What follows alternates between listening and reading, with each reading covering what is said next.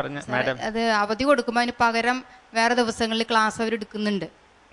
എത്ര ദിവസം കിട്ടി കഴിഞ്ഞ വർഷം? ഇപ്പൊ സ്കൂൾ അടച്ചല്ലോ അല്ലേ? അത് വർക്കിംഗ് ഡേയ്സിൽ ഒറ്റ ദിവസം പോലും മുടക്കം വന്നിട്ടില്ല. അത് കറക്റ്റ് ആയിട്ടല്ലോ കിടക്കറിയില്ല. അത് മുറ പോലെ നടക്കുന്നുണ്ട് ഇല്ലേ? കറക്റ്റ് ആയിട്ട് നടക്കുന്നുണ്ട് എല്ലാ സ്കൂളുകളിലും തന്നെ. അങ്ങനെ അവധി കൊടുക്കലില്ല. വർക്കിംഗ് ഡേയ്സ് എല്ലാം കറക്റ്റ് ആയിട്ട് നടക്കുന്നുണ്ട്. കാഞ്ഞൂര് വളരെ അസാധാരണമായ പഞ്ചായത്തായിരിക്കണം. പൊതുവായിട്ടുള്ള ചിത്രം 200 സാധ്യായ ദിവസങ്ങൾ ഉണ്ടാകണം എന്നുള്ളതിൽ യഥാർത്ഥത്തിൽ ക്ലാസ് നടക്കുന്നത് 150-ൽ താഴെയാണ്.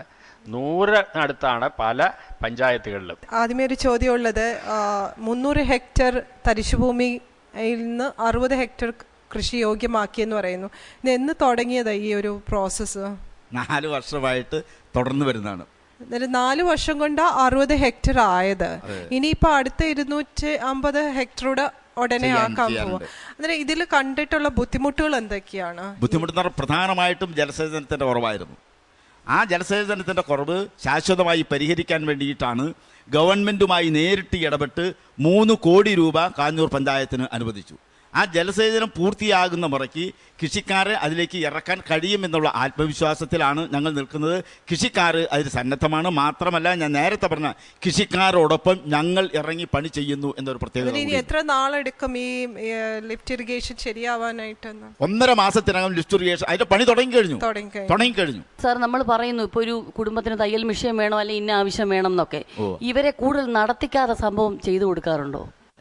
ഈ ഉദ്ദേശം ഇപ്പൊ ഞാൻ വരികയാണ് സാർ, ജീവിക്കാൻ നിവർത്തിയില്ല, ഇല്ലെങ്കിൽ എനിക്കൊരു ബാത്റൂം കെട്ടണമെന്ന് വെക്കണം. ഞാൻ എത്ര പ്രാവശ്യം വന്നാൽ നിങ്ങൾ ചെയ്തു കൊടുക്കും? അങ്ങനെ അത്ര പ്രാവശ്യം വരേണ്ട ആവശ്യമില്ല. പക്ഷെ സാർ, ഞാൻ കേട്ടിട്ടുള്ളത്, ഞാനൊരു മുനിസിപ്പാലിറ്റിയുടെ ഇതിൽ താമസിക്കുന്ന വ്യക്തിയാണ് ഞാൻ, ആലപ്പുഴയിൽ, പഞ്ചായത്തല്ല. പക്ഷെ പല സ്ത്രീകളും പറയുന്ന കേട്ടിട്ടുണ്ട്, ഒരുപാട് നടന്നാൽ മാത്രമേ നിങ്ങൾ ഈ ഇരിക്കുന്ന ഈ ചിരിച്ച മുഖങ്ങളൊന്നും അല്ല നിങ്ങളെ കാണാൻ വരുമ്പോ എന്നുള്ളത് ഞാൻ കേട്ടിട്ടുണ്ട്. ഞങ്ങള് ഇപ്പൊ പ്രോജക്റ്റ് വെച്ചിട്ട് അതിൽ വരുമ്പോഴാണല്ലോ ഇപ്പൊ കക്കൂസാണെങ്കിൽ ഇതിനൊക്കെ വരുമ്പോൾ നടത്തിക്കാറുണ്ടോ എന്നാണല്ലോ മാഡം ചോദിച്ചത്. അങ്ങനെ വന്ന് അതിൽ ലിസ്റ്റിൽ പെട്ടിട്ടുള്ള ആളാണെങ്കിൽ എത്രയും പെട്ടെന്ന് അവർക്ക് ചെയ്യാനുള്ള സൗകര്യം. ഒരിക്കലും നമ്മുടെ പഞ്ചായത്തിൽ വന്നിട്ട് അവർക്ക് പല പ്രാവശ്യം കയറി ഇറങ്ങേണ്ട ഒരു അവസ്ഥ ഉദ്യോഗസ്ഥന്മാരിൽ നിന്ന് പോരും. പഞ്ചായത്തിൽ വന്ന് ഞാൻ ചോദിക്കും, ശരാശരി ഒരു കാര്യം 10 ദിവസത്തിൽ തീരുമെങ്കിൽ 8 ദിവസം ചെയ്തു കൊടുക്കുന്നതാണ് ഒരു പഞ്ചായത്തിന്റെ ഡ്യൂട്ടി. എനിക്ക് മാഡത്തിനൊരു കാര്യം പറയാനുണ്ട്. എന്തേ? പല മുനിസിപ്പാലിറ്റികളിലും പഞ്ചായത്തിലുമുള്ള അനുഭവങ്ങൾ പറഞ്ഞല്ലോ. മാഡത്തിനെ ഞങ്ങളുടെ പഞ്ചായത്തിലേക്ക് ക്ഷണിക്കുക. ഞങ്ങളുടെ സ്ത്രീകളെ വിളിച്ചു. നിങ്ങൾക്ക് എന്തെങ്കിലും സഹായങ്ങൾ പഞ്ചായത്തിന്റെ ഭാഗത്ത് നിന്ന് കിട്ടുന്നുണ്ടോ, നിങ്ങൾ പറഞ്ഞിട്ട് നടക്കുന്നില്ലേ എന്ന് ഞങ്ങൾ മാഡത്തിനെ ക്ഷണിക്കുന്നു. ഒരു ദിവസം അറിയിച്ചാൽ അവിടുത്തെ ദിവസം അറിയിച്ച് ഞാൻ വരൂല സാർ. ഞാൻ എന്നാ ഇപ്പൊ സാർ ഇവിടെ ഇരിക്കുമ്പോ ഞാൻ അവിടെ പോണം, എന്നാലേ കറക്റ്റ് അഭിപ്രായം എനിക്ക് കിട്ടും. എങ്ങനെയുണ്ടായിരുന്നു ചർച്ചയൊക്കെ? ചർച്ച ഞങ്ങളെ സംബന്ധിച്ചിടത്തോളം ഇതിൽ പങ്കെടുക്കാൻ കിട്ടിയ അവസരത്തിൽ ഞങ്ങൾ അഭിമാനിക്കുന്നു, സന്തോഷിക്കുന്നു.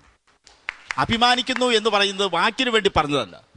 നമ്മുടെ സാംസ്കാരിക കേരളത്തിൽ വിശാലമായ കാഴ്ചപ്പാടോടെ നടപ്പാക്കിക്കൊണ്ടിരിക്കുന്ന നൂതനങ്ങളായ പ്രവർത്തന ശൈലിയെ ആഗോളതലത്തിൽ എത്തിക്കുന്നതിന് വേണ്ടി ഗ്രീൻ കേരളയ്ക്ക് കഴിഞ്ഞിട്ടുണ്ട്. മാത്രമല്ല, ഇതിൽ പങ്കെടുത്തിട്ടുള്ള ജഡ്ജസ് ഞങ്ങളോട് ചോദിച്ചിട്ടുള്ള ചോദ്യം ഞങ്ങളുടെ തുടർന്നുള്ള പ്രവർത്തനത്തിന് ഞങ്ങൾക്കൊരു മുതൽക്കൂട്ടാണ്. അതുകൊണ്ട് കാഞ്ഞൂർ പൗരാവലിയുടെ അഭിനന്ദനം അറിയിക്കുന്നതോടൊപ്പം കാഞ്ഞൂർ പഞ്ചായത്ത് പ്രസിഡൻസ് അസോസിയേഷൻ്റെ സംസ്ഥാന എക്സിക്യൂട്ടീവ് അംഗം എന്നുള്ള നിലയ്ക്ക് അസോസിയേഷൻ്റെ അഭിനന്ദനം കൂടി ഗ്രീൻ കേരളയ്ക്കും ജഡ്ജസിനും വളരെ സ്നേഹപൂർവ്വം ഞങ്ങൾ അറിയിക്കുക. Thank you. മാർക്സിലേക്ക് കടക്കാല്ലേ കണമാഷ്? ഇത്രയും ഊർജ്ജസ്വലനായ ഒരു പ്രസിഡന്റ് അദ്ദേഹത്തിൻ്റെ ജീവിതത്തിലൂടെ മറ്റുള്ളവർക്ക് മാതൃക കാണിക്കുന്നത് കൊണ്ട് ഞാൻ അരമാർക്ക് കൂട്ടിയിട്ടുണ്ട്. 15-ൽ 12, 15-ൽ 11, 10-ൽ 7. 10-ൽ 7. എത്ര വേണം അങ്ങക്ക്? എത്ര തന്നാലും മതിയോ? 2 മാർക്ക് തന്നാൽ മതിയോ? മാഡം എനിക്ക് അങ്ങനെ തരില്ലല്ലോ. എനിക്ക് നല്ല വിശ്വാസമുണ്ട്. എന്നിലാ വിശ്വാസത്തിന് നന്ദി. അങ്ങക്ക് 10-ൽ 8. കാഞ്ഞൂരിന് 60-ൽ 45 മാർക്സാണ് ലഭിച്ചിരിക്കുന്നത്. പ്രസിഡന്റ് ഹാപ്പി അല്ലേ? ഹാപ്പി ആണല്ലോ എന്നിങ്ങനെ ഇച്ചിരി വിഷമത്തിലാ പറയുന്നത്. വിഷമമൊന്നുമില്ല. എന്തായാലും ഇനിയിപ്പം വിഷമമുണ്ടെങ്കിൽ സാറില്ല, ബാക്കി നമ്മുടെ പ്രേക്ഷകർ വോട്ട് ചെയ്തോളും, പ്രേക്ഷകർ SMS ചെയ്തോളും. SMS അയക്കേണ്ട format GKE space KCHR space 10-ൽ നിങ്ങൾ നൽകുന്ന മാർക്സ് 537252 എന്ന നമ്പറിലേക്ക് അയക്കുക. തിരുവനന്തപുരം ജില്ലയിലെ കിഴുവിലം ഗ്രാമപഞ്ചായത്തിലേക്കാണ് ഇനിയുള്ള നമ്മുടെ യാത്ര. പക്ഷേ അതിനു മുൻപായി ചെറിയൊരിടവേള.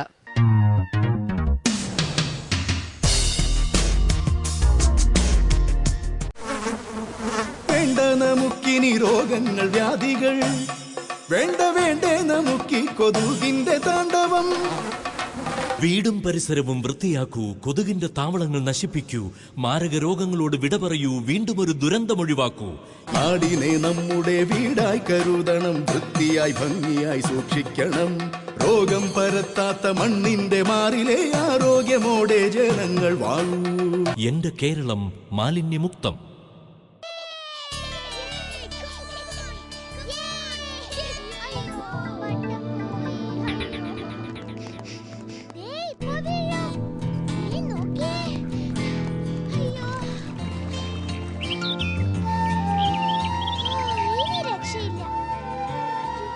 മാലിന്യമുക്തമായ ഒരു കേരളം ലക്ഷ്യമെങ്കിൽ വ്യക്തി ശുചിത്വം പോലെ സാമൂഹിക ശുചിത്വവും പാലിക്കണം. മാലിന്യമുക്ത കേരളത്തിനായി നമുക്ക് ഒരുമിച്ച് പ്രയത്നിക്കാം. എന്റെ കേരളം മാലിന്യമുക്തം.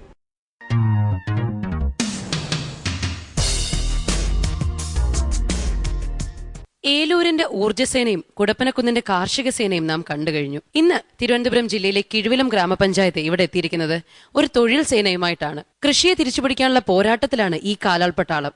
സേനയെക്കുറിച്ചും മറ്റും കൂടുതൽ അറിയണ്ടേ? നമുക്ക് സ്വാഗതം ചെയ്യാം കിഴുവിലം പഞ്ചായത്തിനെ ഈ വേദിയിലേക്ക്.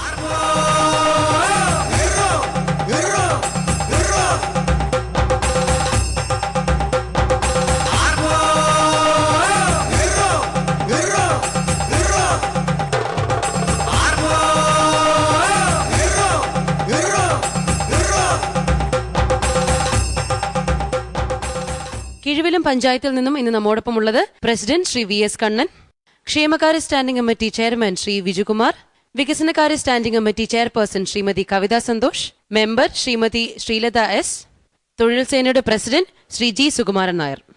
എന്തൊക്കെ പ്രത്യേകതകളാണ് കിഴുവിലത്തിനെ മറ്റ് പഞ്ചായത്തുകളിൽ നിന്ന് വ്യത്യസ്തമാക്കുന്നത്? തിരുവനന്തപുരം ജില്ലയിൽ ചിറയൻകീഴ് ബ്ലോക്കിൽപ്പെട്ട ഗ്രാമപഞ്ചായത്താണ് കിഴുവിലം. കാർഷിക പ്രാധാന്യമുള്ള ഗ്രാമപഞ്ചായത്താണ്. അതുപോലെ തന്നെ വിദേശത്ത് ജോലിയുള്ള ആളുകളുടെ എണ്ണവും കൂടുതലാണ്. പത്മഭൂഷൺ പ്രേം നസീർ വളർന്നത് നമ്മുടെ കിഴുവിലം ഗ്രാമപഞ്ചായത്തിലാണ്. ചിറയൻകീഴിലാണ് അദ്ദേഹം ജനിച്ചതെങ്കിലും അദ്ദേഹം ജീവിച്ചതും അന്ത്യവിശ്രമം കൊള്ളുന്നതും കിഴുവിലം ഗ്രാമപഞ്ചായത്തിലാണ്. കൂടാതെ നാടകരംഗത്ത് പുതിയ അർത്ഥതലങ്ങൾ തേടിയ പ്രൊഫസർ G ശങ്കരപ്പിള്ള ജനിച്ചതും വളർന്നതും കിഴുവിലം ഗ്രാമപഞ്ചായത്തിലാണ്. സുപ്രസിദ്ധ ചിത്രകാരൻ ശ്രീകണ്ഠൻ നായർ ജനിച്ചതും വളർന്നതും കിഴുവിലം ഗ്രാമപഞ്ചായത്തിലാണ്. നാരായണ ഗുരു അദ്ദേഹത്തിൻ്റെ പാദസ്പർശത്താൽ പവിത്രമായ സഭവള ആശ്രമം നമ്മുടെ ഗ്രാമപഞ്ചായത്തിലുണ്ട്. ഇതാണ് കിഴുവിലം ഗ്രാമപഞ്ചായത്തിനെ കുറിച്ച്. ഒട്ടേറെ പ്രശസ്തരുമായി ബന്ധമുള്ള നാടാണ് കിഴുവിലം. കിഴുവിലത്തിന്റെ മറ്റ് പ്രത്യേകതകൾ എന്താണെന്നറിയണ്ടേ? നമുക്ക് ഗ്രാമക്കാഴ്ചകൾ കണ്ടിട്ട് മടങ്ങിയെത്താം.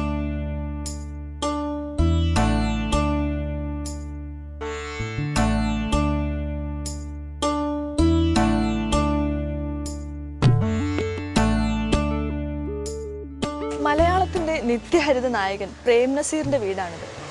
ജനിച്ചു വളർന്നത് ചിറയൻകീഴാണെങ്കിലും മദ്രാസിലെ തിരക്കുകളിൽ നിന്നും മാറി കേരളത്തിലെത്തുമ്പോൾ അദ്ദേഹം താമസിച്ചിരുന്നത് ഈ വീട്ടിലായിരുന്നു.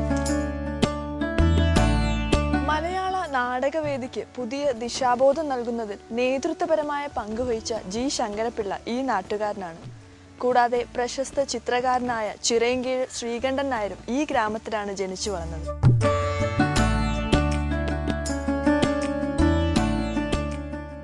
കിഴുവിലത്തിന്റെ പ്രധാന വികസന മാതൃകകൾ എന്തൊക്കെയാണ്? കിഴുവിലം ഗ്രാമപഞ്ചായത്തിന്റെ പ്രധാനപ്പെട്ട വികസന മാതൃക കാർഷിക മേഖലയിൽ ഉള്ള പ്രവർത്തനങ്ങളാണ്. അതിൽ പ്രധാനമായും ലേബർ ബാങ്കിന്റെ പ്രവർത്തനമാണ്. ലേബർ ബാങ്ക് നെൽകൃഷി മേഖലയിൽ ഇടപെട്ട പ്രവർത്തനങ്ങളുമാണ് ഞങ്ങൾ പ്രധാനമായും ഇവിടെ പ്രാധാന്യത്തോട് പറയാൻ ഉദ്ദേശിക്കുന്നത്.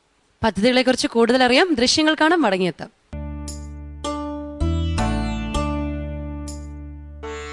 കിഴുവിലം പഞ്ചായത്തിലെ വലിയ ഏലയാണിത്.